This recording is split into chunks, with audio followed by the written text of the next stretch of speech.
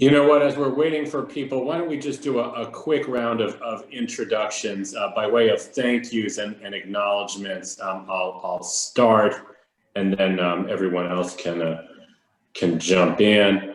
You all know I'm Rabbi David Werchafter of Temple Adat Israel.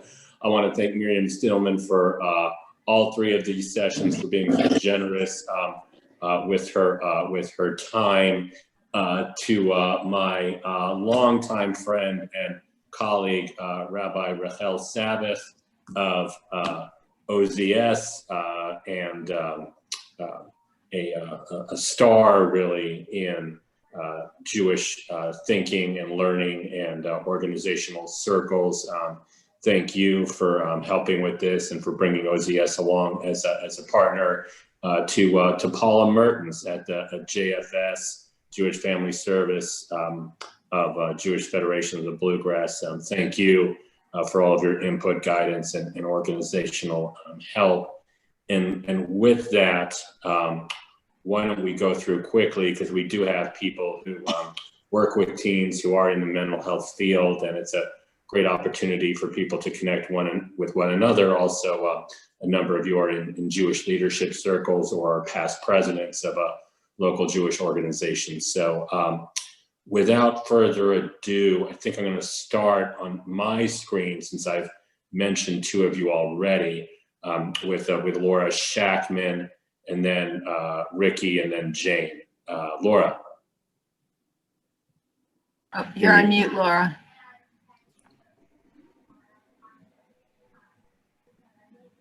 Okay, I lost the picture. What was the question? I'm sorry.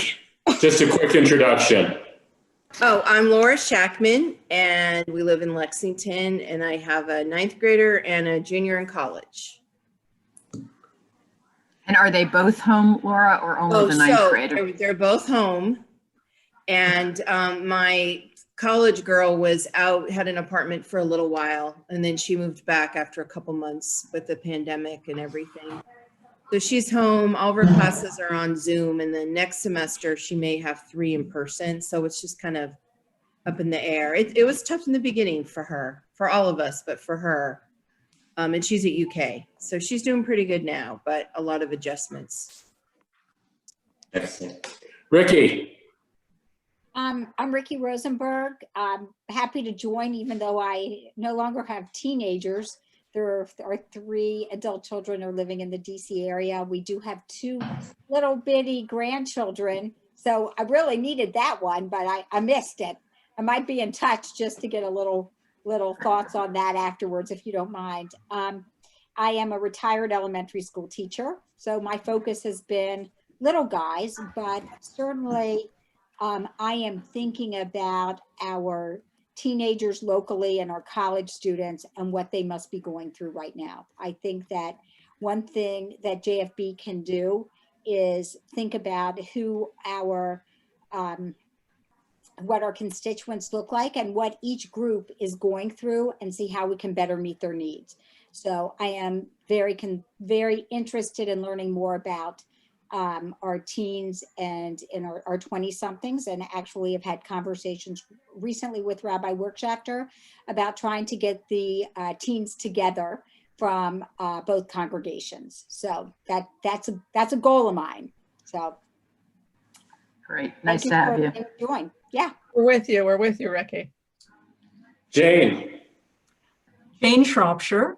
We no longer have a teenager in the house either. My stepson is a young adult living in North Carolina, but I work every day with teens in my college advising practice, and my boarding school guidance as well sometimes stretches down to the middle school level. And then, of course, I hear from the kids once they're away at school very often. And, just as the question to Laura earlier wondered who's at school and who's not, there's quite a mixed bag, with some students on campus, but learning remotely in their dorm rooms, which is an interesting thing, and other not on campus at all. So I'm very interested in what you have to share, Miriam. Lisa. So I just want to tell you guys, I may blip off for a minute. I am switching my my internet because I realized I was in a different part of the house before and I don't want it to go out. So if I blip off and in, sorry about that. Understood.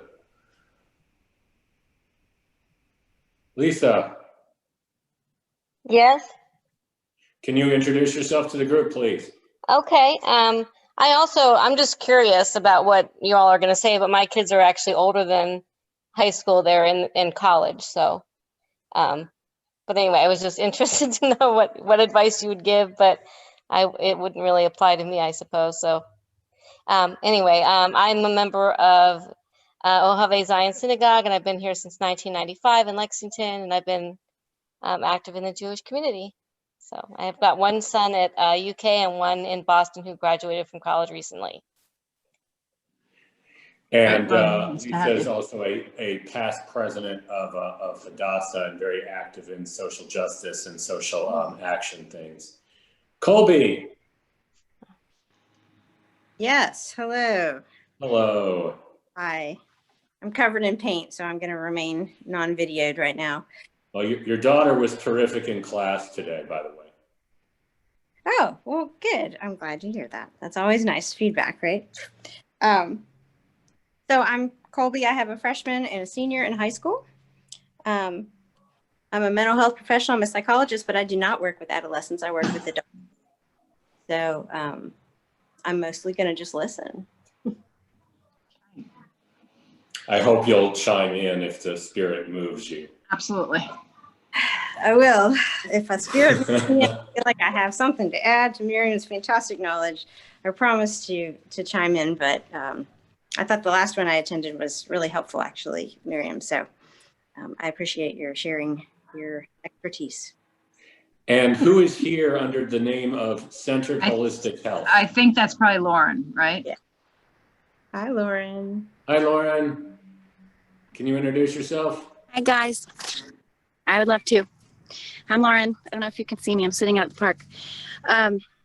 I have an 8th grader and a 12th grader, and they are, I would say, pretty well-adjusted teenagers. This has been a really challenging time. Thankfully, the older one is going into computer science, and so he's helped our entire household to transition into the virtual world. They're both doing NTI right now, and we're, planning for hopeful college next year with the older one, but who knows, trying to stay as open as possible. Professionally, I am the owner and director of a holistic healing center and have worked with children's programming for 20 years now, and am a trauma-informed yoga teacher and massage and craniosacral therapist. So I do a lot of trauma-informed programming and have taken a lot of mental health certifications, and am just really interested in helping not only to address academic needs through this time for the kids, but social, emotional, mental needs as well, looking at it from a holistic perspective. So thanks. And Lauren, Thank you. also feel free to jump in with some integrated approaches that I may not elevate. There's definitely some that I will focus or talk about, but yeah, you may have other things to add. So I would welcome that. Okay. Thank you. So Rabbi Sabbath. Rabbi Sabbath is going to jump in with a moment of Torah here, and again, thank you to all of you for making time for this on this busy day. We're going to go roughly till about 4:15, and then everybody who hasn't had a chance to enjoy this glorious day outside, we'll get that chance. And without further ado, please take it away. Thank you so much. It's such a great pleasure and honor to be here, Miriam. I've learned so much from you already in the last couple of sessions and conversations. I have to say that I, as a mother of a couple of different age groups, I think my kids are already benefiting.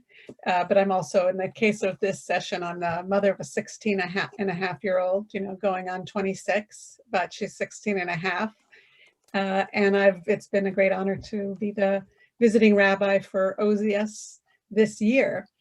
This question that I want to jump in and share is this question of how do we approach the young adult, the teenager, and I think this applies, and I know Miriam's been applying all sessions to all age groups really, but certainly the teenager is that the not yet adult, and so I think how they function in this situation is more challenging because of their own self-actualization. So what I wanted to share is just a quote from one of our favorite thinkers who I've done a bunch of writing about, actually.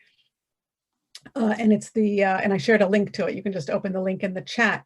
It's the thought of Mordecai M. Kaplan, who spanned many generations himself, but from a wonderful main collection of his writing called Judaism as a Civilization. It's the first quote there. And we have a couple of different texts for folks as well. He talks about the importance of how we educate the individual child, that we think of children not so much as, a group of a generation, but that each one, is it opening for folks? Maybe I should post it again. But I'll just say that. Do you want me to share it so people can see it on the screen? Yeah, I was trying to share it. Hang on, let me try that again. It wasn't working. There we go. So, but Kaplan, who I've had the pleasure of learning a lot about, he was very much a believer in self-actualization, that the goal of every human being, and then of course the goal of the Jewish people, is to be able to self-actualize from the thinking of his time, and that every individual child, in this piece as well, we see that we need to figure out what the well-being is for every individual child based on who they are. And I think that's one of the things that is so powerful here. I'll just start with the second sentence. The Jewish educative process must start with the actual experiences of the child as he or she lives them in the present, and lead them constantly so to reorganize and reinterpret their experience so that they come to identify, right, their own good with the good of society. And I think that that's the big challenge of parenting overall at every age, but all the more so when we think about the teenager.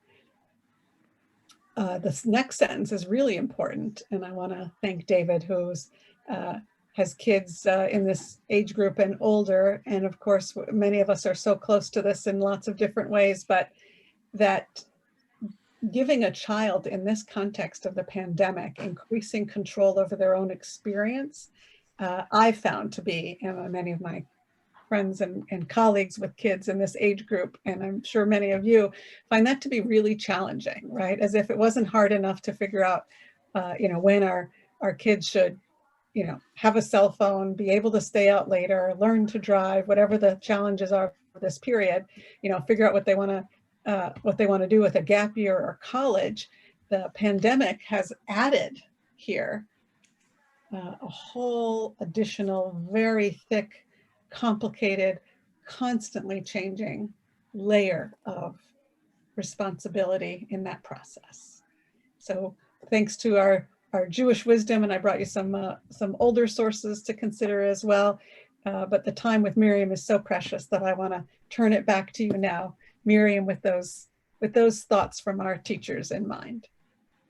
No, I love that, and I think I've told you before, and other people know I am definitely not a good scholar of Jewish thinking, but what I love about this is both parts, but particularly that second sentence and that idea of that adolescents, as part of their becoming adults, and especially in the context of becoming Jewish adults, are identifying their own good with the good of society, and that those two things are so integrated. And this week in particular, I find I'm really thinking a lot about that. But I think that a situation like a pandemic really, really elevates that in certain ways. So, but as I'm pulling up my screen, I just wonder if anybody else has any thoughts about this really lovely passage. So Important. I just want to ask one quick question. Is this being taped? Yes. Yes, Perfect. Just wanted to make sure. Thank you. I can make you a co-host and you can record it too. Okay, perfect. Thank you. Sorry, David, go ahead.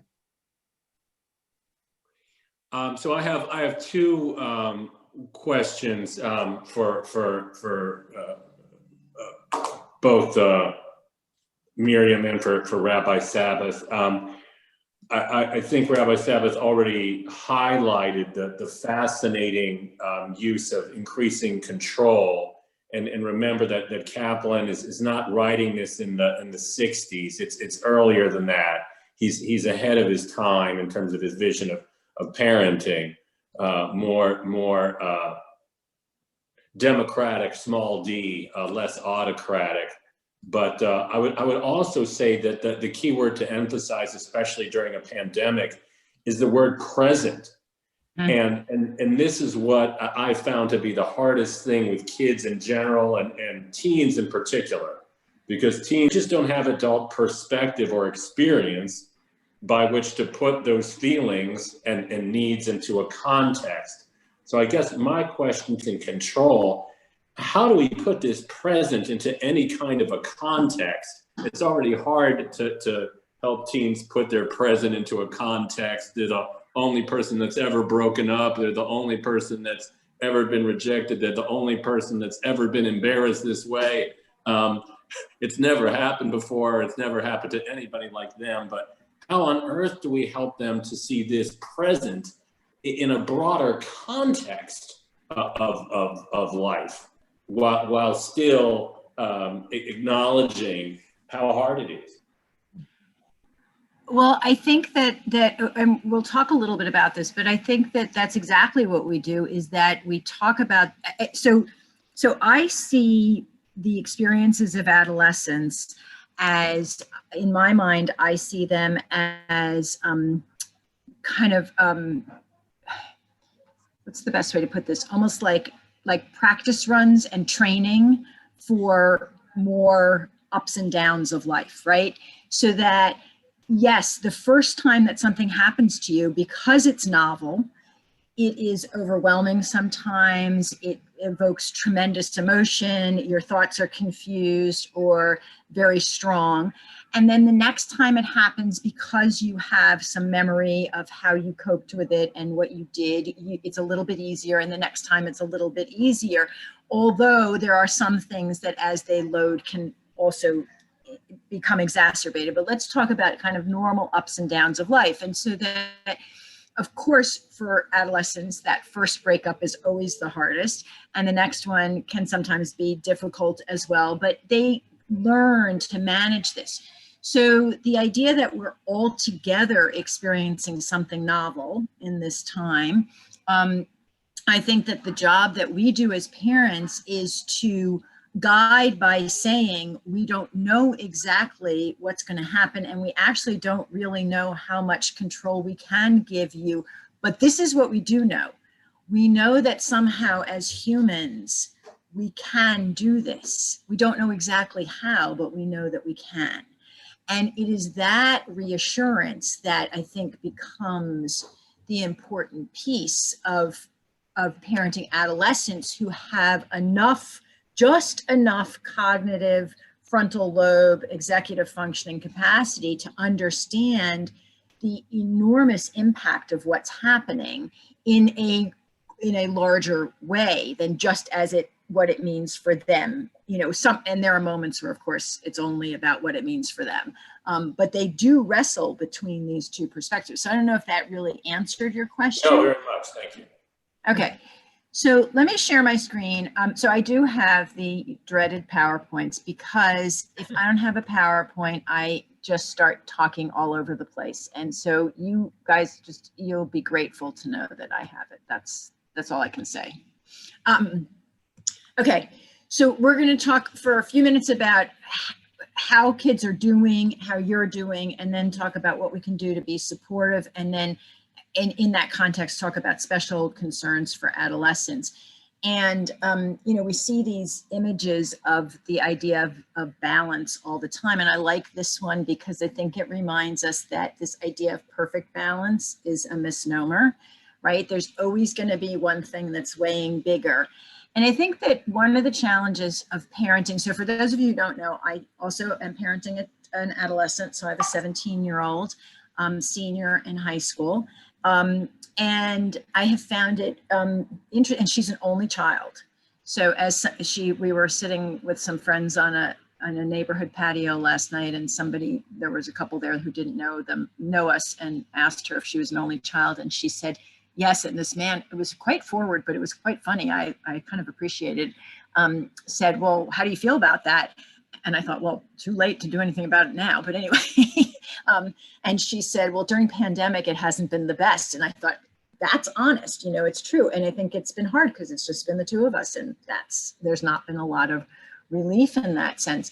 But I think that the thing for us is there's a lot that we're managing as parents, and there's a lot that they're managing. And I think the first big take home is that we have to intentionally carve out space and time for particularly our adolescent children. And so the problem is that we know that we're trying to launch them and give them their own space and time. And yet this is actually a time where we probably need to be a little more present with them and for them, but in very intentional ways. And so we'll talk about what those ways could look like in a minute. So I just want to pose to you guys, what are you seeing in particular? So we're going to be able to focus on adolescents. So what are we seeing in terms of how your adolescent kids are doing? And I was thinking primarily about high school age kids because they're the ones who I knew would be home. But when you have college kids who have come back, some of this may still apply. And it's harder because they were free and they were on their own, and now they're not so much. So they're really struggling with that a little bit. But what are you seeing?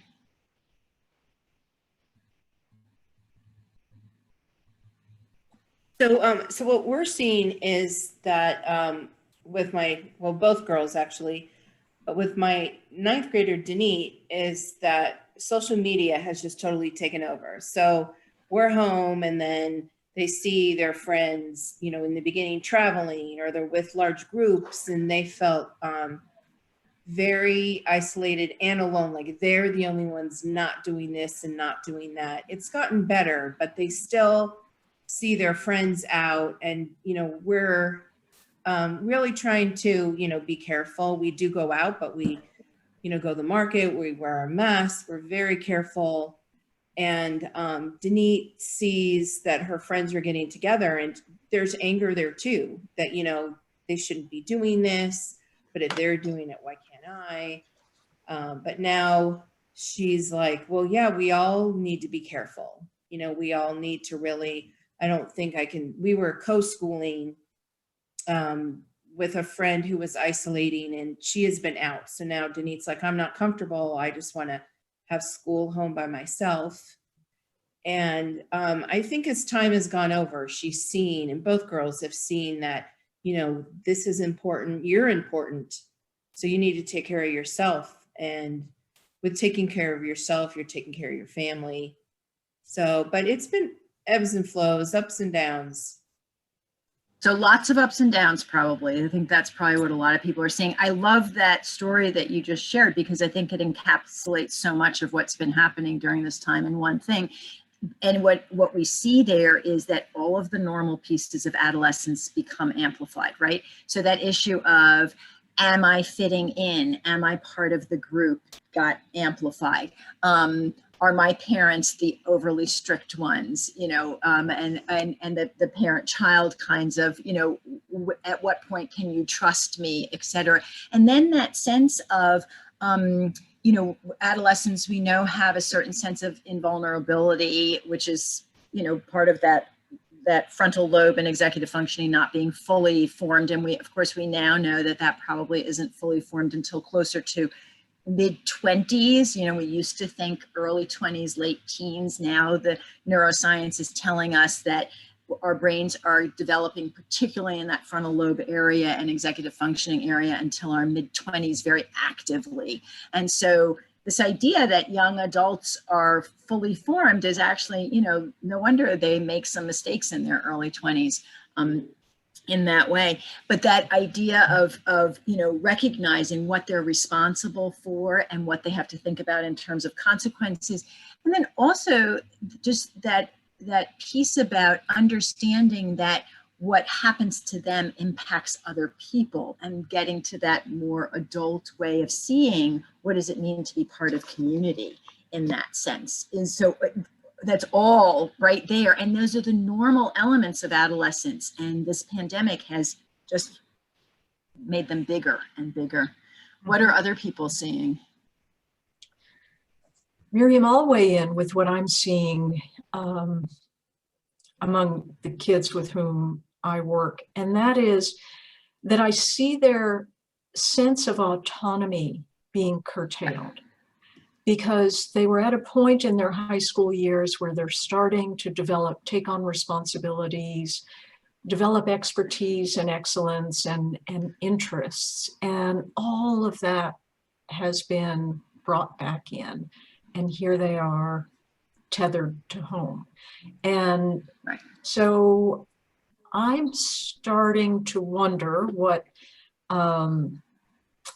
psychology and mental health professionals are forecasting for developmental milestones. And are they going to be shifting? Are we going to see adolescence requiring, is this going to be a lost year or 2-year or 3-year period? And are we going to see delayed adulting, so to speak, because the kids have not been able to venture out into the world the way we were accustomed to seeing adolescents do as they moved up through their high school years? So I would love to hear your thoughts about that. I'm not yet, I'll qualify that by saying I'm not yet seeing any direct impact. And while I think a lot of kids are grieving about the circumstances, I'm also seeing a lot of resilience and a lot of inventiveness, a lot of kids who are finding ways to create a footprint, even though they're doing it on Zoom or they're doing things remotely. But I'm also seeing a lot of students who feel to me a little bit left behind because they may not have the initiative or the wherewithal or the inventiveness to make these things happen. And I really worry that they may be a little bit delayed developmentally compared to what would have been happening in normal times. So I welcome your thoughts, anyone's thoughts who's here today. I would love to share about that. You know, my better moments have been just trying to express to the boys and remind myself, you know, to focus on the things that we can do, because there's so much that we all feel like we can't do right now. And that in those moments when we can realize that we have some kind of choice, that is empowering, because I feel like, you know, at their age, especially, that's what they need, is to be able to practice making those informed decisions. And, you know, choice helps us to move through the trauma without, you know, with the least amount of damage. And so I'm, you know, as they're still adolescents and the scope is not so grand for them right now, I feel like it's my responsibility to give them a little bit more option, because the, you know, computer or phone is an easy go-to, especially when that's where they have to spend most of their day with schooling. So, okay, here are some other these things, and that may have to be a daily reminder, which feels like a little bit of backtracking to younger days, but it feels like, you know, absolutely my job right now. I also have been just considering the weight of peer pressure right now, in terms, you know, when they do have opportunity to make a decision. I'm thinking of my younger one right now, and, you know, letting him go and ride his bike with friends and making sure that he's responsible and talking about all of these things. And the other day shared with him that I'm asking him to kind of step up to be a leader in his peer group, because not all of the parents are handling this the same way. And that we know in our household that, you know, wearing a mask if we're going to be close to somebody is going to keep us safe. And, you know, listing off the people who are vulnerable in our family, or, you know, this and that. And that, you know, being a strong role model in your friend group is a really admirable thing. And just acknowledging that that's a really hard thing to do. And it takes a lot of guts and bravery, and, but just really focusing, you know, as best I can, again, have to remind myself of this, you know, on the choices that we do. We just lost you a bit, Lauren. Have, because it can spiral quickly when I know if I get into that mood of, you know, what a bummer it is. And then I can see that reflected in them. Right. So I lost you it's for okay. a minute I think there. I was finishing up. Just that, you know, it can spiral a bit if I get Right. closed Right. in. And maybe it was at my end. So let me respond to what you said first and then go back to what Jane said. I think you said something really important, which is that one thing to remember is that we know that kids reflect what is happening in the adults in their world. And the most important adults are traditionally their caregivers. But when they are interacting with more adults in school and in other kinds of programs, then those adults factor in too. When they are limited to their in-person interactions with you and just a couple of other people, you loom much larger. So 10 years ago, when I studied pandemic, one of the things that we found very, very clearly is that the well-being of parents was actually predictive of the well-being of children. So this is a really important reminder that we as parents have to attend to our own needs, because it is not selfless for us to not take care of ourselves at thinking that we are taking care of our children. That may be energy for naught if our children see us super stressed, and then they become more stressed as a result. So the two things really do go hand in hand, and a very important reminder about that. Jane, to your question about what people are seeing, so the literature is not able to really, you know, people are asking more questions than giving answers. Too soon to know, right? I'm sorry, say again. Too soon to know. Yes, yes. But the big thing is, so here's where I think we are landing at the moment. There are definitely going to be some academic washes this year. Who knows whether we, you know, there may be some small gains, there may be some losses, but I think on average it's probably going to be a wash. Our adolescents, for adolescents, it's very, very dependent on their ability to be able to learn in this medium. So for some kids for whom learning in this way is not a challenge, then they may gain tons of content knowledge as well as critical thinking skills. For kids for whom learning in this remote way is not comfortable, is a challenge for any number of reasons, they're probably not only going to not get content, but their critical thinking is either going to stay where it was or maybe drop down a little bit. But the kicker is, if this does not go much beyond this academic year, those losses, even if there are losses, will probably be made up very, very quickly. So people feel that it will not be a permanent change in the trajectory. From a social and emotional standpoint, that is also similar. So here's what we can say with pretty good certainty, is that kids who are supported and kids who are getting some good adult inquiry and support and parenting and guidance are going to maybe have some ups and downs, maybe even flounder, maybe even have some really tough times during this time of physical distancing, and for them what really is significant social distancing. And if we can get back to a more normal way of interacting, they too will probably make it up fairly quickly. It's the kids who are resource impoverished that are going to suffer more. That being said, if this goes on for more than probably next June or so, so everybody is banking on the fact that we're going to have some viable vaccines in January and February, and that by next summer, people are going to be vaccinated and able to be out, even if we're still masked, that we're going to be able to be out and gathering, and school will be plan to go back in person for next fall. And so I think if that happens, some of these gains will be able to be made up, and we won't see a real change in trajectory. But if it goes on beyond that, or if we have a new virus, God forbid, or something like that, then it could be problematic even for kids who are well supported. So that's kind of what we're thinking about, right? And part, you know, there are people who are saying that part of what we have to start to think about is what does it mean then to be an adult in this new reality? Like maybe not only will the developmental trajectory be shifting, but our expectations have to be adjusted too, so that then we're going to do it in both ways. Yeah. But basically, stay tuned is the short answer. Yeah. Thank you. We don't know. Okay.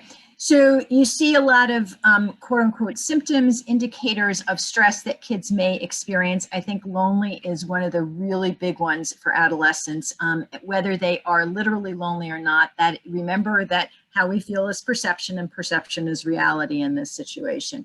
I think it's really important for us to look at this list and recognize that kids can experience, and we too can experience, all of these things, or some of them at different times. But part of what we want to do is we want to help kids start to differentiate what they're feeling, because when you only use the term stress and you say, oh, I'm so stressed about this, but you don't actually say, is it an anxiety kind of stress? Is it a depressed kind of stress? Is it a hopeless? Is it a withdrawn? Are you so pissed off that you're feeling kind of literally aggressive? That we want to differentiate those things, because this is part of how kids developmentally at this point in their life need to be learning what they're feeling and how to manage what they're feeling and the different ways that they feel. So we do this with kids up until this point, absolutely, as well. And we talked about this idea of building emotional vocabulary for younger kids. This is particularly important for adolescents, right? Because number one, they are impatient.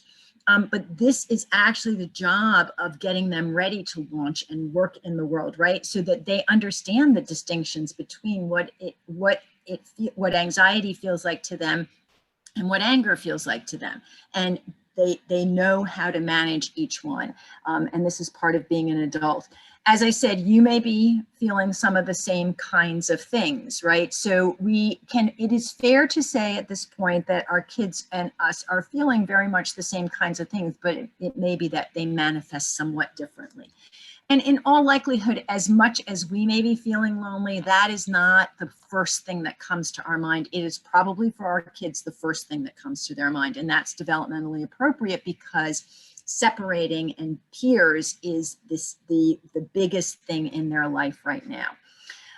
So I think, back to this idea of those two elements of what Rabbi Sabbath said, I'll try to weave them in a little bit, but, identifying what their role is in creating the good of society, and how becoming more independent is a part of that, and then how we navigate that as their parents. I wanted to share with you guys this resilience wheel. This comes from the work of Ann Maston. I think I mentioned it a couple of times in the past, but I didn't actually show it, so I managed to get it in there this time. So these are the evidence-based components of resilience in children. I don't know if they're what you would imagine they would be, or if there's anything surprising about this, but a couple of things to pay attention to is you see how important the social context is, right? We have school connectedness and we have peer support as two of the 5 elements. And those are things that are definitely compromised in this moment. Competence is really important, and competence for adolescents is very, very rooted in their social competence at this point, right? They've learned how to do a lot of the tasks of daily living, and the place that they are really, really growing during these adolescent years is in their social competence and their sense of personal identity. And as Rabbi Sabbath said, self-actualization, and this idea of who am I, and how much do I matter, and who do I matter to? And that is directly related also to their self-esteem and their sense of, are they valuable, and who are they valuable to? Do they value themselves, and do others value them? This notion of self-efficacy is also very connected to competence, and self-efficacy is really, I think, one of the areas that has been most compromised by the pandemic, because self-efficacy is the sense that what we do can change our trajectory, right? It's a lot about what we have control over. And we have, as you've all pointed out, removed so many opportunities for independence and control for adolescents at this particular time. And so their sense of self-efficacy is very threatened. And the risk that runs is that they then start to say to themselves, either consciously or unconsciously, it doesn't really matter what I do, because I don't have any control anyway. This is beyond my control.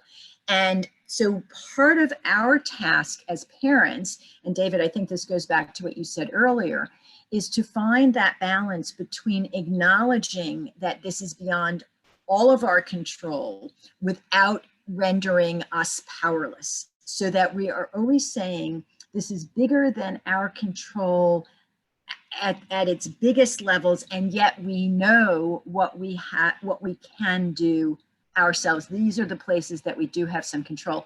And if you ever listen to the governor on his his press releases, he has really taken this to heart, in the sense that he is always saying to people, this is what you can do. You can wash your hands, you can wear your mask, you can stay socially distant. Like, this is not something that we just throw up our hands and say it doesn't matter what we do, right? But this is a fine balance, and it's hard. And it's very hard when you have adolescents who say to you, but I can't do this, I can't do this, I can't do this, I can't do this, right? And from their perspective, basically their world has been stripped fairly bare. So we have to be creative also in finding ways for them to have some independence. So whether it's, do they go for a run by themselves, right? Do they go for a bike ride by themselves or with their friends? Do they go to a coffee shop and meet somebody outdoors or have a meal with somebody outside? I mean, luckily our weather is so much better than it might have been. So we have a little bit more time.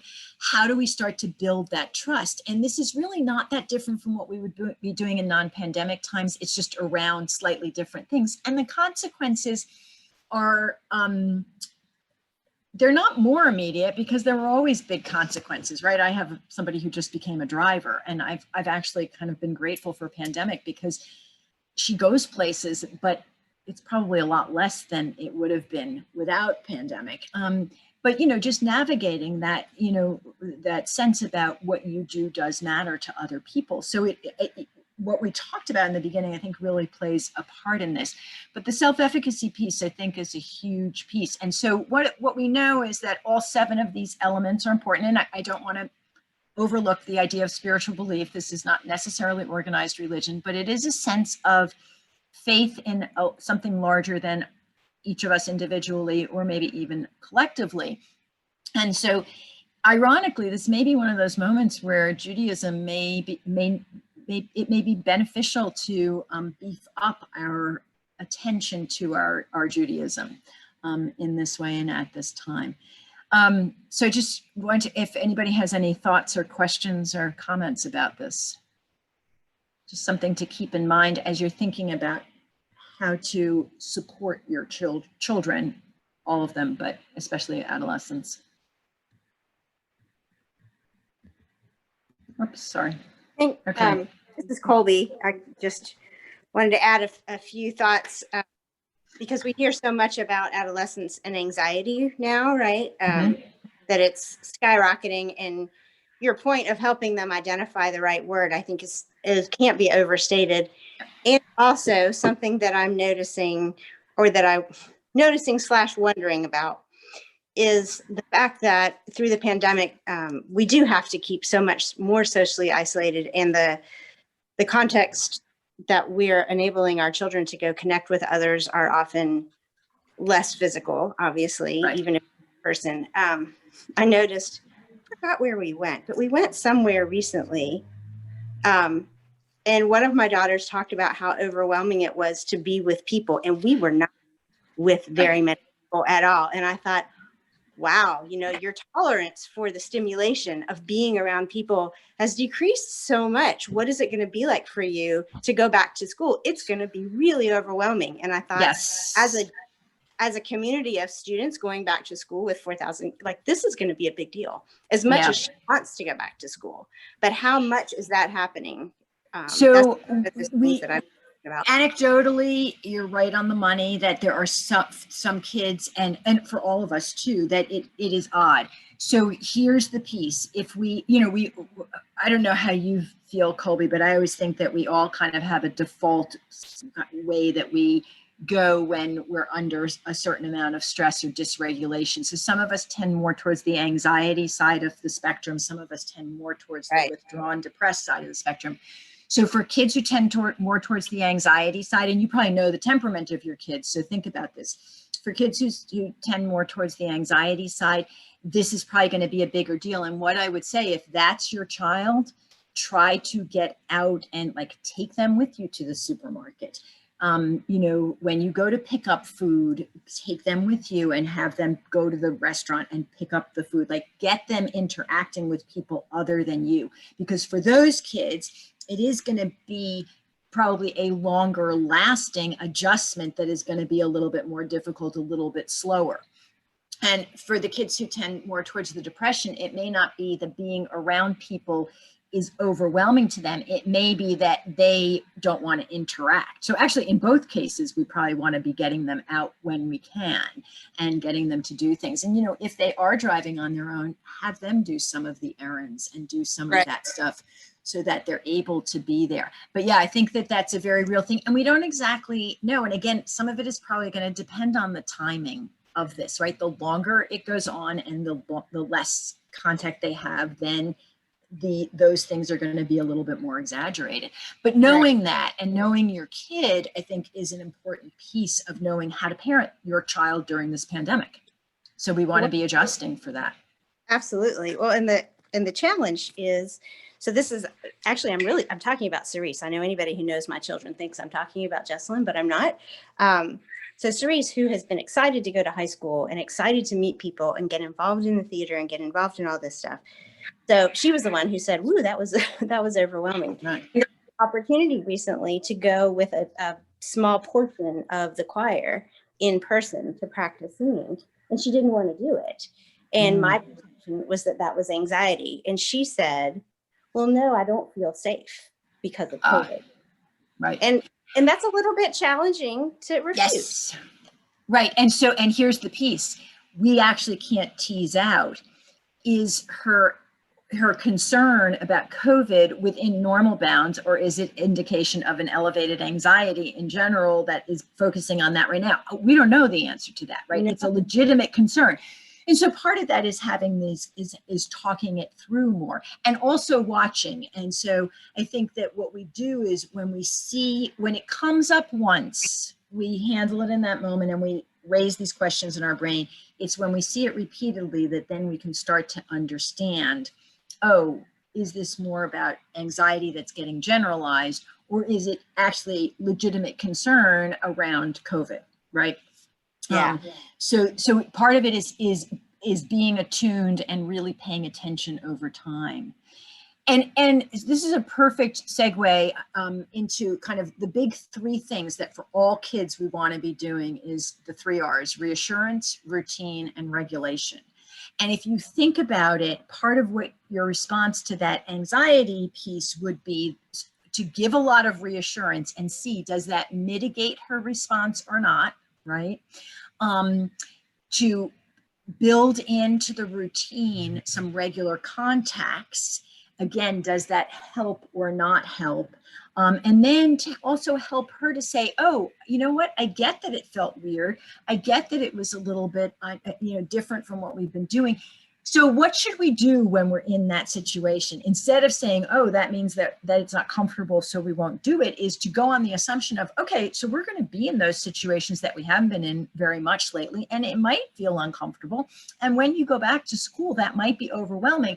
That doesn't mean we don't go back to school. That means we prepare how to manage it for that time, right? So we start to work on regulation and preparing for, if I feel really anxious, what should I do? What should I do to minimize that feeling in advance? And those kinds of things. So I do think that the reassurance routine and regulation is a really nice framework that you can apply to a lot of different scenarios. And, you know, from the reassurance point of view, we always want to start where the kids are.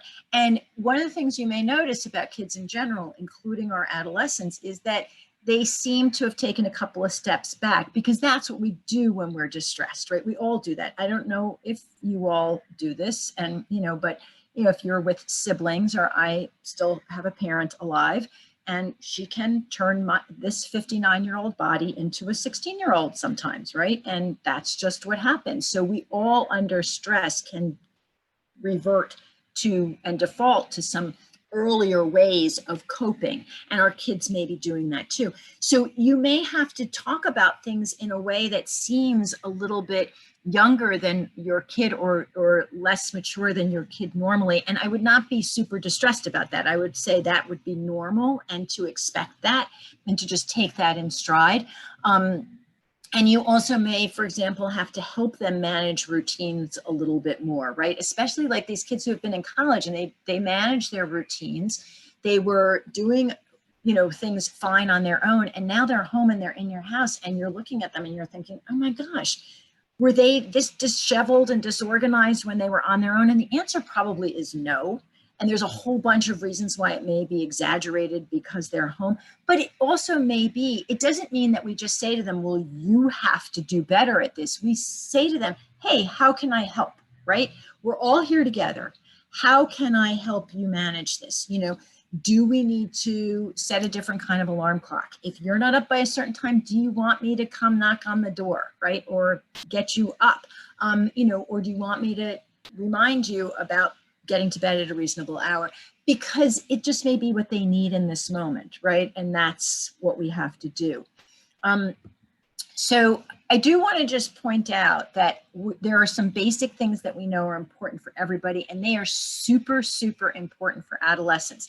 They're important for adolescents during all times. They are extra important now because this is time of rapid growth. And so if you think back to when your kids were infants, and you know, there were those days where you looked at them in the morning and you thought, oh my God, you grew overnight. And now we actually know that that's possible, that kids can grow up to like 1/4 of an inch overnight, which is crazy if you think about it, but apparently it can happen. So we know, and adolescence is a period of growth at that same pace. So they are changing so fast. So good nutrition, regular exercise, and getting enough sleep are critical pieces to helping them manage this additional layer of stress. And I think it's really important to talk to them about it and give them some ownership about it.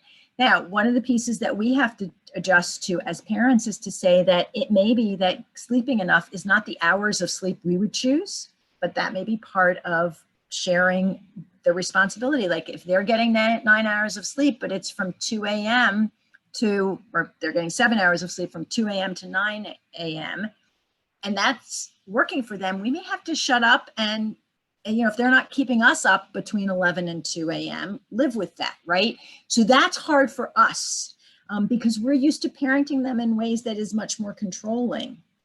But we know, and we know, you know, if you don't know this, that we know that circadian rhythms of adolescence are much later. And so like we actually shouldn't be starting school until at least 9 o'clock. And so that could be their normal way of being. The other thing is that we really know how important it is to take care of the mind. So there's 3 big areas. One is to cultivate a sense of hope. And this is where, and positivity, this is where as parents, we can be critical. So that's not to get into a pissing contest with our kids about, you know, no, you're wrong for thinking this is never going to end.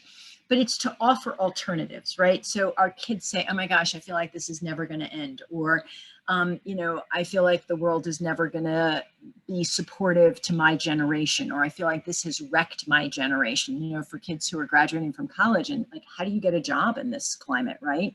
And so what we want to do is we want to validate that the legitimacy of what they're feeling, but we also want to offer an option. And that's not to say I know better than you or I can make a promise, because we can't, but it is to say, you know, I don't know, but here's what I think. I think that you are smart enough, personable enough, talented enough, educated enough that there's a job out there for you. And I don't know exactly what it is, but I'm pretty sure, and motivated enough, I'm pretty sure that when it's going to be able to happen, you're going to be able to grab that job, right? So that's the way that we can impart a sense of positivity and hope without,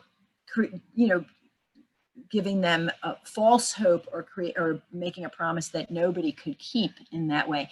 And that cheerleading is a really important part of parenting during pandemic and parenting adolescents and young adults in particular.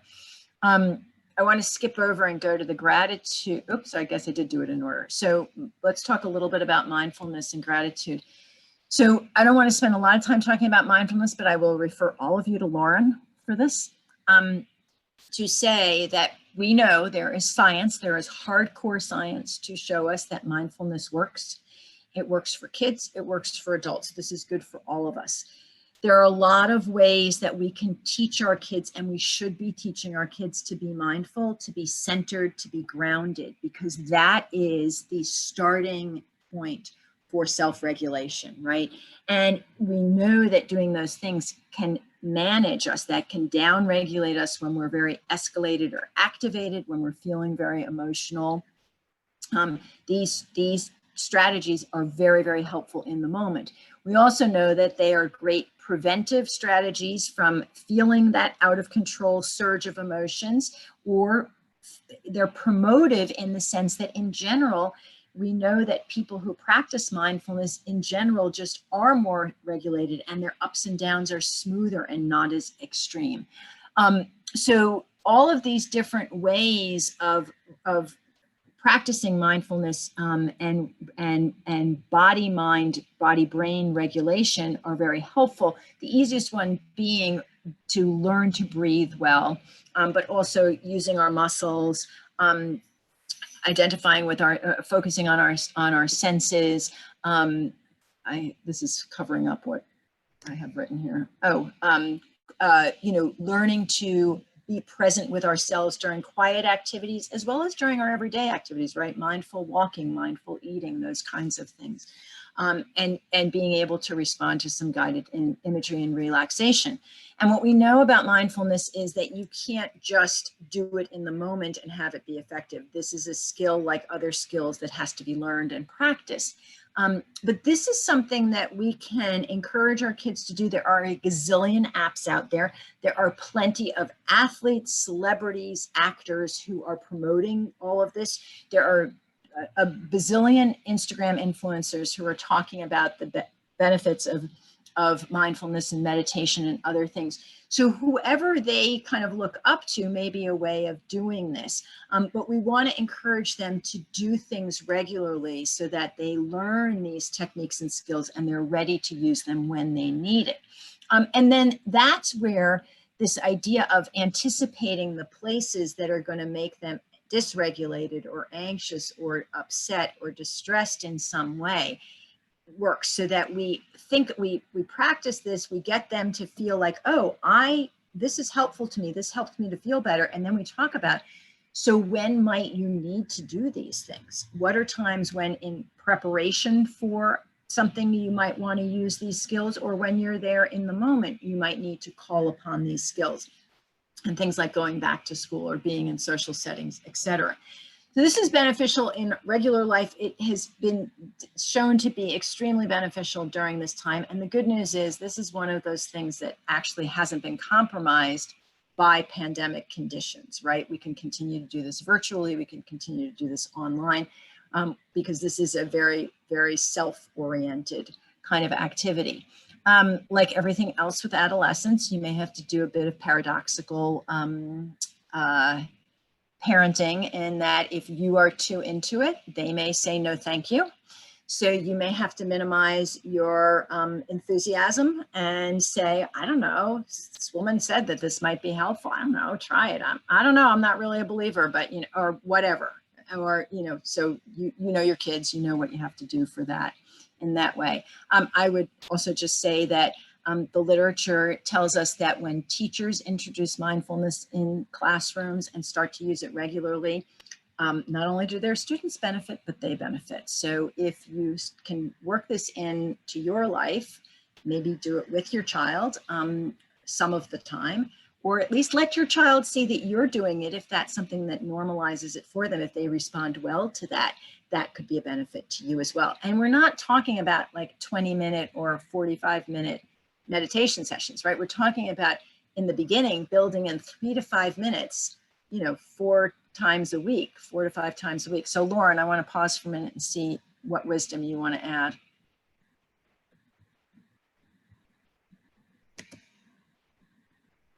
Oh, did we lose Lauren? I think she had to get off, or maybe we lost her. I don't see her on anymore. By the way, I put something in the chat. If you want to see who's speaking, at the very top of your thumbnails, wherever they are, there should be a single rectangle that will always show your speaker. So you don't have to go up and down on the way that your thumbnails are. Because once I'm sharing the screen, I can't adjust it very well. All right, anybody else have anything to say about mindfulness? Anybody using this? So I would just guide you to look at some things and email me if you want to ask some other I wanted to questions. say something, Miriam. Yeah. Hi, it's Rabbi Sabbath. First of all, I want to say thank you. And the mindfulness question is, I think, really key here. And it connects to something that you showed earlier that I wanted to ask about in the resilience wheel about, this might be predictable that I'm going to ask about this, but about the role of spiritual in resilience. One of the things that's obviously very hard for all of us is making a spiritual connection in this, you know, in this way. I've said I quoted a great author, Amos Oz, saying it's, you know, it's like trying to make love through a blanket, or quoting an earlier thinker that it's like kissing through a veil, doing it in translation. So I feel like all of this is in translation.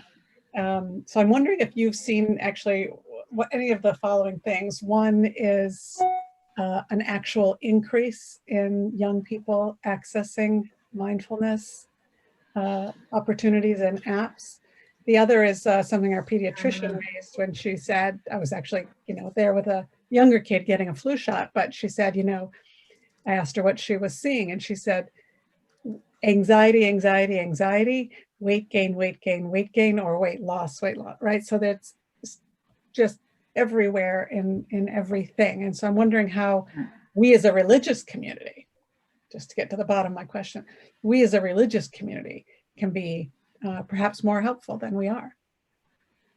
So I loved what Ricky said earlier about trying to get the adolescents together. I think that, you know, as much as we can connect them virtually or in person, you know, for some outdoor activities, that would be really wonderful. I also think that for at least our older adolescents, but I think anybody probably who is in high school at this point, I think it would be really interesting for you guys to bring up some of these questions. This is not the first time that we have seen pandemics like this in the world, right? We have lots of history. I do some consulting to a group in Africa, and they deal with plague all the time. Like, we think about plague as being something from 500 years ago, and they deal with plague outbreaks all the time in Madagascar. And this is what happens.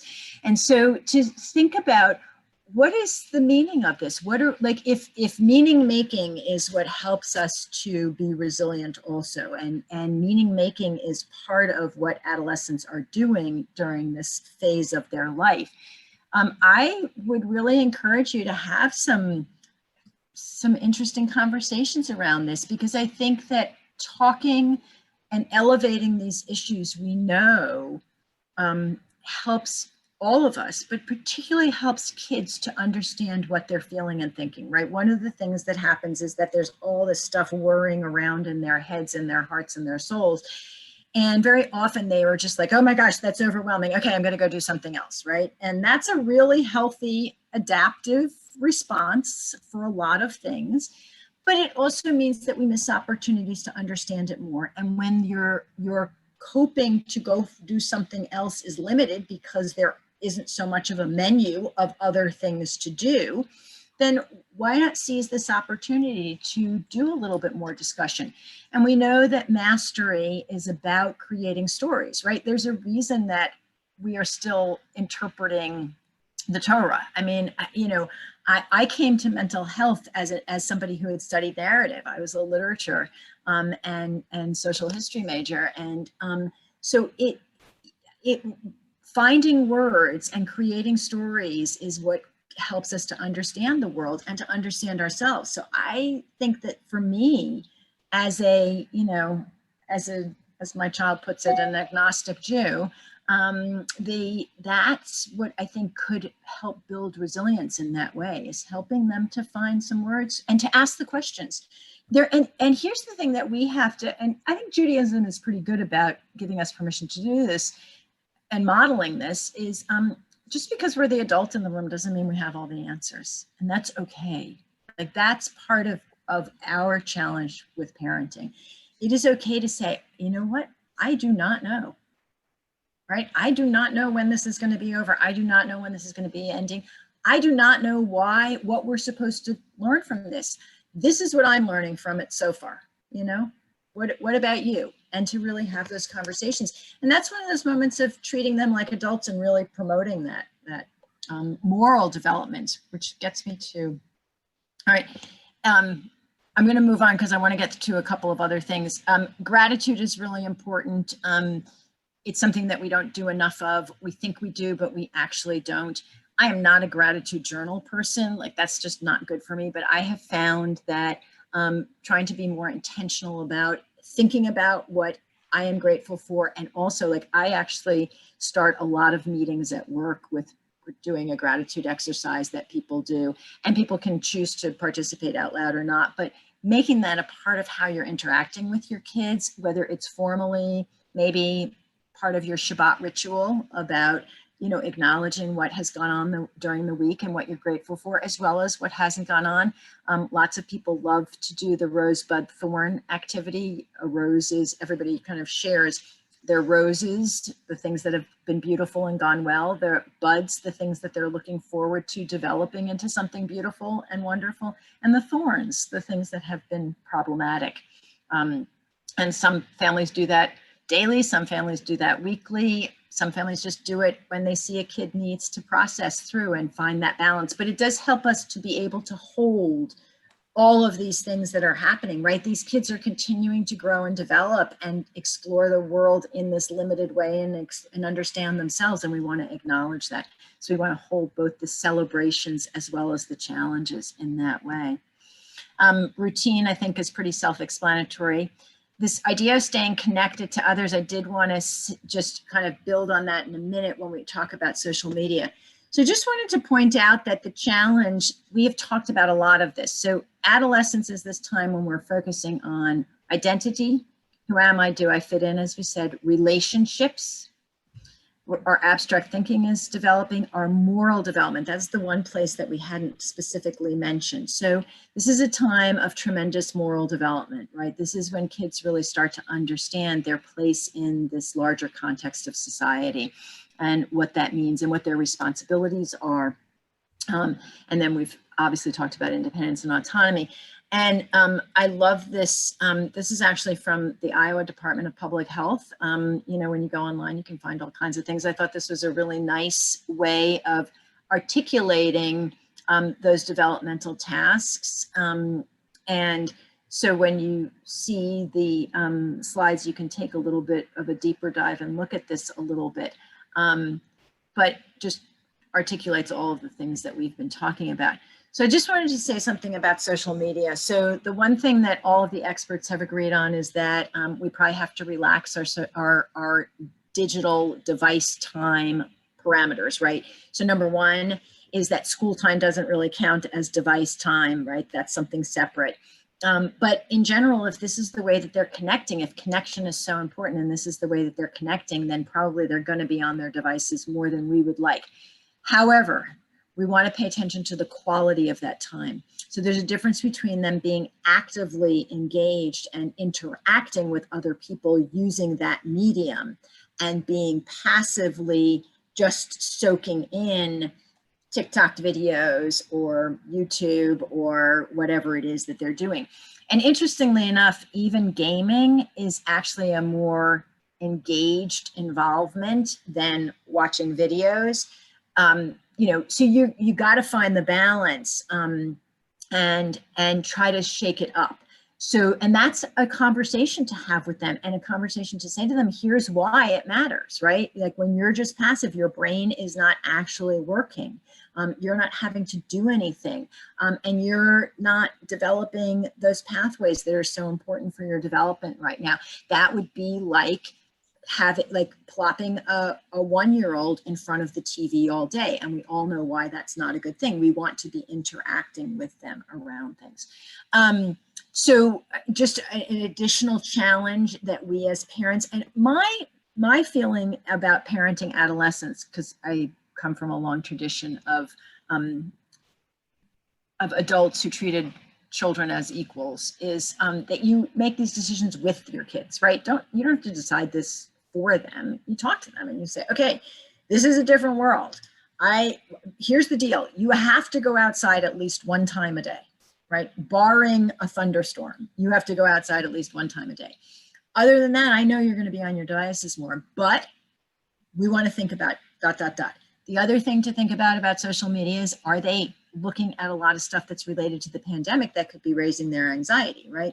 And so we want to make sure that they're not seeing things that are inaccurate, and that they're getting their facts from reliable places. Okay, we are at time.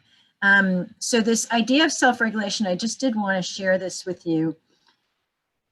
As humans, we all have this window of tolerance in the middle of what we can tolerate. And imagine that there's like a nice soft wave. I couldn't figure out the graphics to make this happen, right? But imagine that there's a nice soft wave in the middle there. And those are the ups and downs that we normally tolerate. So adolescence in general is a time where kids can go beyond that normal window, right? They're trying to figure out what their window is, and depending on their life experiences and the amount of support that they have and their temperament, they may be more in the upper range of being hyper aroused, which is more anxious and agitated, or they may be more in the lower range of being more withdrawn, depressed, passive, unengaged. Or they may move between the two. And so you can see on the right, there are all these different ways that we can be. And I could only, again, make them be jagged, which is what happens when we're really distressed. But sometimes they could be in one or the other range, and it could be a little smoother too. But what we as parents want to help them do is we want to help them find their window of tolerance and be able to exist emotionally within that window of tolerance. And that's why talking about things is so important. So some of you were with me last time when I talked about Dan Siegel's approach, or what he calls name it to tame it. And so name it to tame it is, where we really have to help them name what they're feeling. And then we don't stop there. We always talk to them and help them develop strategies for what they can do to manage the feeling. And I will I'll send a link in a minute. I'll put it in the chat box to this video that has it. But basically, this is going to help them build their emotional vocabulary. And then in their conversation with us about it, it's going to model how you talk about thoughts and feelings.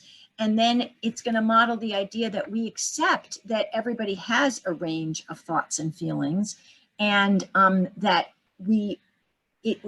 our job is not to discredit them in any way, but to learn to manage them, right? And for a lot of teenagers, when they are either frightened by their emotions or their thoughts, but particularly their emotions, Or when they think that they are bad or undesirable, they push them underground. And we don't want that to happen, right? Because that, number one, that can make them fester. Like anything, if we don't get it out, it can fester and get worse.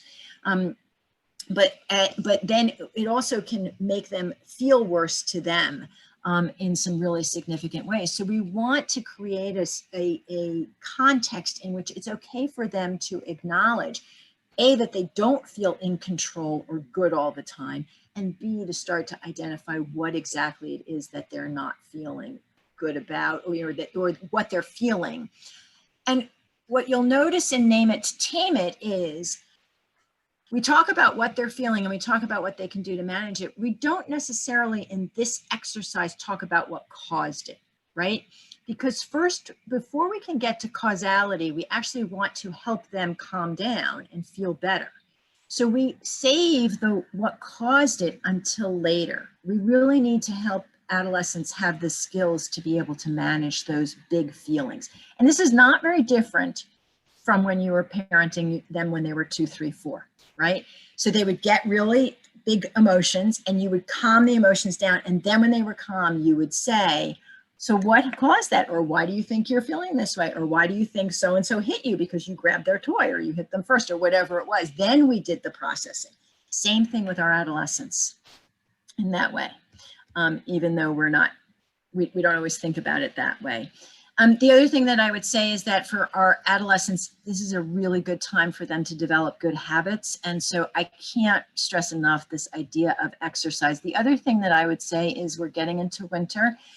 There have been some recent articles about anticipating how much worse seasonal affective disorder could be this winter because we're not able to be out as much, or we're just not gonna be out as much. And so I would say, like, I was with my nephew who's in college the last couple of weeks, and I kept going into his room and he would be at his computer in the dark. And I would go in and I would say, Eli, lights on. I'd turn all the lights on. I explained to him why this was important and why it was good. I'd come back a few hours later and the lights would be off, right? It was this constant battle. So finally I said to him, okay, you have to come upstairs and you have to be in this room where there's more natural light, like just because we know that some of these things are really important. And so we want to be aware of that at this point as well. I also wanted to show you, if you go online, you can find all these different feelings wheels. So I love this wheel because, just look at what is going out from both happy and angry. Look at all of the different ways that we can describe all of the different gradations and degrees of these emotions, right? And so we tend to go to these basic ones: afraid, angry, sad, happy, surprised, bad, whatever. But there's so much more nuance. And that's what we want to try and help our kids our teenagers and young adults to really understand about themselves. And it's fun for them once they start to get it. They feel a much more profound sense of being in control when they have a way to name what they're feeling.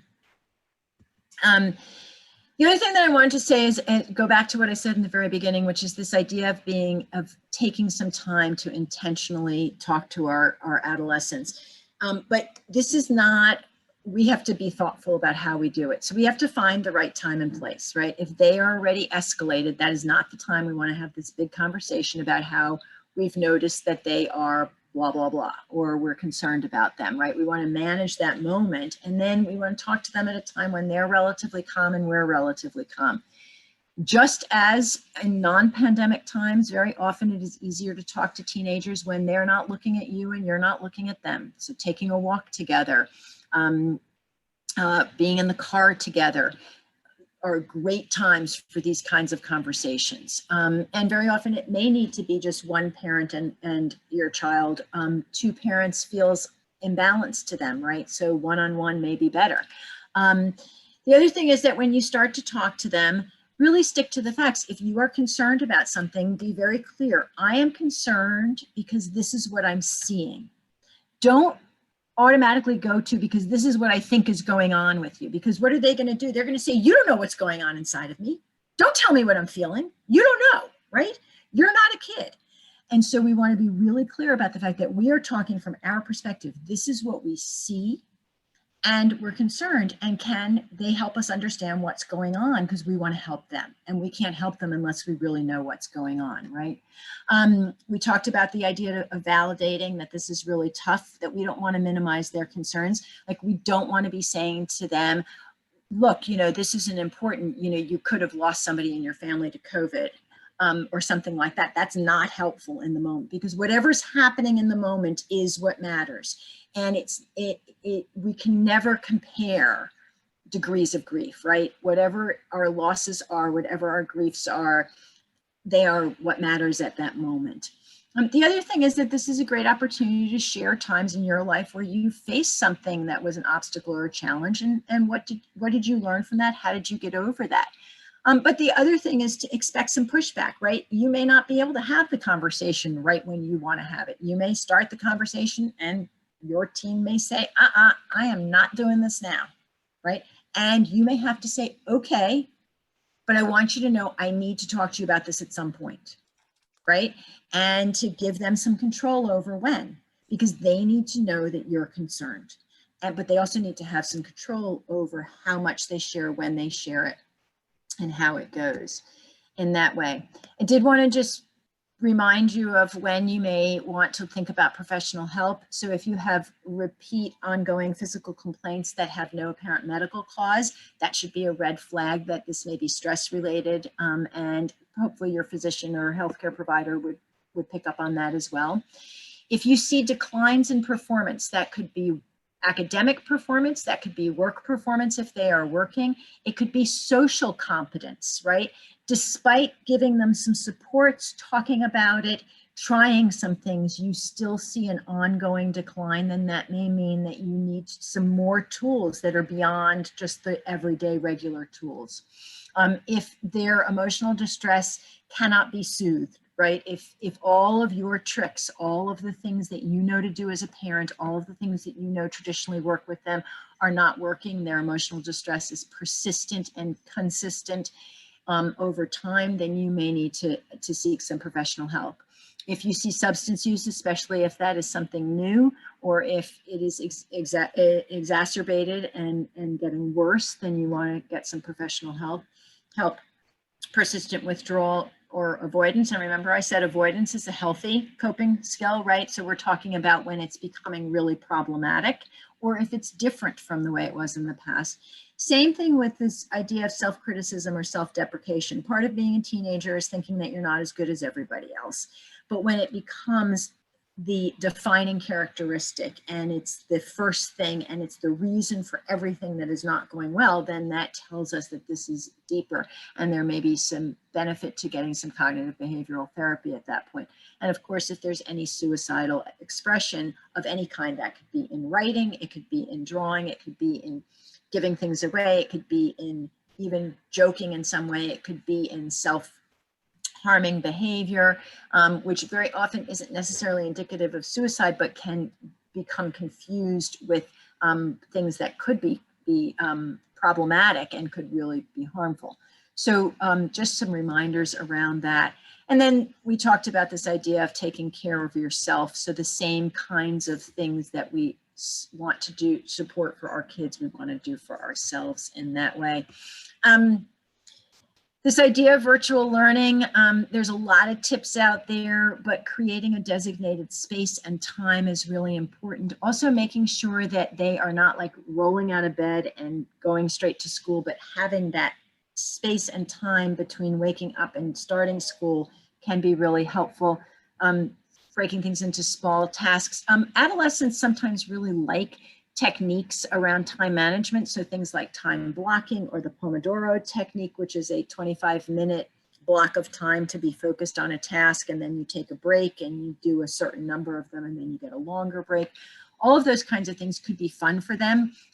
Lots of kids, particularly girls, like to do bullet journaling, and they can work their time management into their bullet journals in that way, getting them to move around and not be sitting in the same place. I am not an advocate of doing school from bed. I really think they need to be doing school someplace else, because I think they want to make a distinction between what's relaxation and what's quote unquote work time. Brain breaks are really important.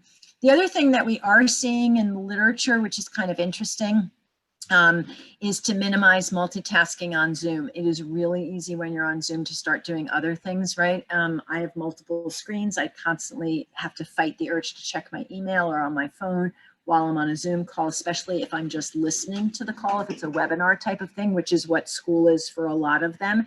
So we really want to actually try to get them to really focus on whatever's happening. Stay focused on that, because it'll probably help you later. You won't have to spend as much time figuring things out, is the sell to them about that.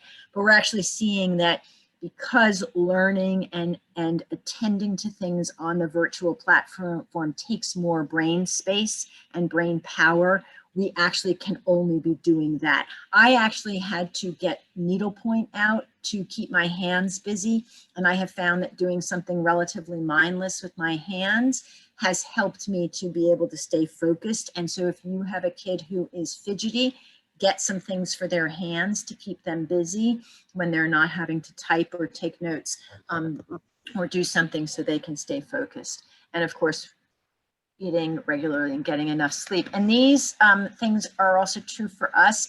The other thing you can do is to make a do not disturb sign, even for your adolescent kids. Sometimes you need to do that if you're on something really important, so they know they can't just boom in and you know, Zoom bomb your picture as well.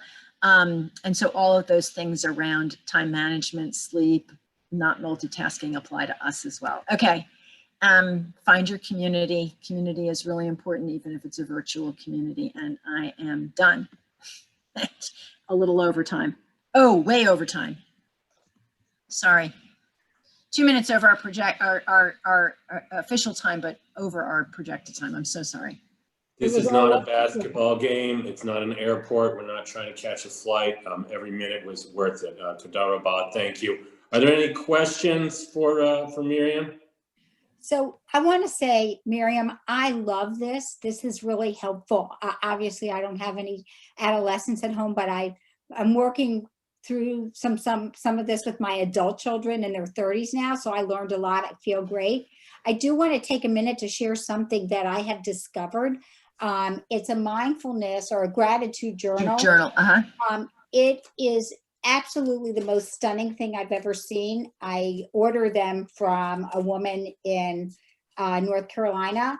I'm not sure if anybody is interested in this, but this is the kind of group I think that this might appeal to some of you. So send me a quick email at rickyrosenberg@gmail.com or give me a buzz. I do have a couple extra ones at home. And to all of you, that I feel like I have a relationship with everybody to begin with, but if anybody wants one, I would be happy to give you one. At this time, I ordered several from this woman, and it's something, I mean, it's just so beautiful. So it makes me want to write it. So if anybody is interested, let me know. And you know what, that's something else, Ricky, that I think is really important, is to take time. Like I get dressed every day, and my child gets dressed every day. Like since March, there have only been 2 days that I went to work in my yoga clothes, because if I don't get dressed, I don't feel like I'm at work, right? So like taking time, like I even, like, did you notice I put a little lipstick on because I knew I was going to be on Zoom, right? Taking time to do those things that are real and to appreciate some beauty, I think, is really important. So making things pretty, like cooking with your kids and letting them let them find those Instagram foodies and then recreate, like, even if it's just a smoothie bowl for breakfast, and take a picture of it. Like we shouldn't say to them, oh, that's such a waste of time. We should be like, oh, that's great. Go for it. Let me see.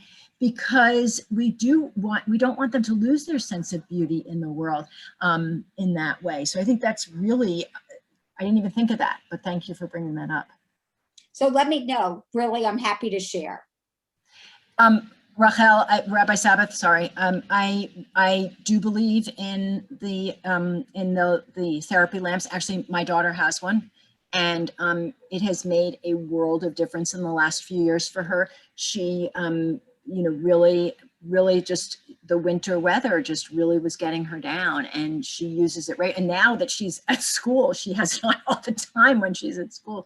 But it's even when we were going to school in in person, she would get up and do 20 minutes in the morning, and as like starting this time of year all the way through until we changed the time again. Yeah, it made a big difference. I am a big believer in that. I actually am thinking I may get one for myself, because you can see like I look out and I see light, but my actual space has darkness around it. And so sometimes it feels dark to me. So I may get one for myself. Any other questions or comments, closing thoughts from anybody? Okay, then I will close out.